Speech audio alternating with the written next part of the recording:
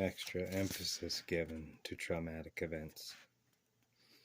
While the mind stores all experiences, it seems to give priority or elevated status to certain traumatic or life-threatening events.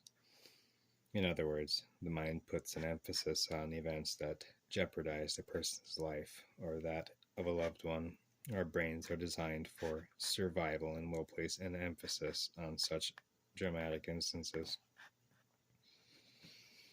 It is actually a defense mechanism. The threat of bodily harm and our subsequent survival of it teaches us to avoid or repel such danger in the future. For instance, if a child sticks his hand into a burning fire or feels immediate pain and pulls his hand back instinctively, his brain instantly concludes that if he sticks his hand into a fire in the future, he will feel pain and it will pose a threat to his well-being. He stores the thought. Fire burns and hurt. Do not stick your hand into a fire. Thereafter, when he sees a fire, the brain is automatically stimulated and the memory comes to the forefront. Perhaps not as a unified thought, but as a need to avoid pain. To a large extent, the brain's function in this area is a positive function.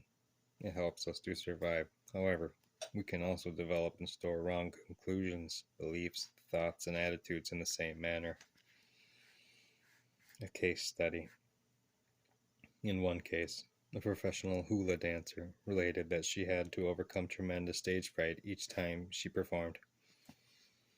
Her life was miserable, and she was in danger of losing her job. She often had an upset stomach and wanted to vomit backstage. Whenever she danced before an audience, she had to mentally block out the audience and make believe that no one was there watching her.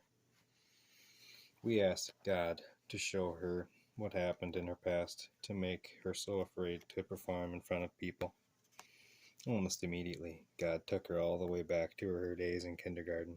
She remembered one day when she wanted to use the restroom but was shy and afraid to ask the teacher. So she wet her pants. When the teacher found out, she dragged the girl before the entire class and had all the youngsters point at her and laugh. Ever since that humiliating and hurtful experience, she has developed a fear of having groups of people staring at her. What did you conclude at this time? I asked her.